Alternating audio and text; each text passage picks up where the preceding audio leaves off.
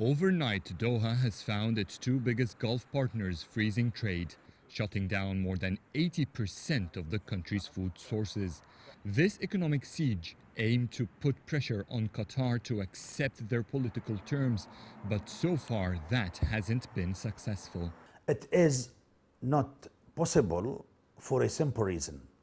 The state of Qatar has been aware of the fact that it might be encountered by its brotherly neighboring countries because of its gallant politics. Therefore, since 2010, the country has been taking lots of measures to secure this. An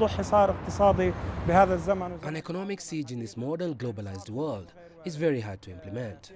There are air fleets now that can cross borders, and Qatar Airways is one of the biggest air fleets in the world. In addition, there are many countries like Turkey who are ready to transport food supplies in less than 20 hours. Doha has formed a list of alternative sources to replace these countries and is ready to start shipping right away. The news created panic during the first couple of days. Shelves that used to have fresh milk, dairy products, rice and canned food became empty. Yet as the days passed, the queues at supermarket chains disappeared. Most of the people who joined this stocking fright will now stay for weeks, maybe more than a month without buying. Qatar responded quickly, but the process was complicated. It turned its frozen Qatar Airways flights into cargo, shipping tons of products from the closest partners in the region like Turkey. And the authorities have also waived some restrictions on imported goods. For example, the usual Arabic labels or stickers on products are no longer required.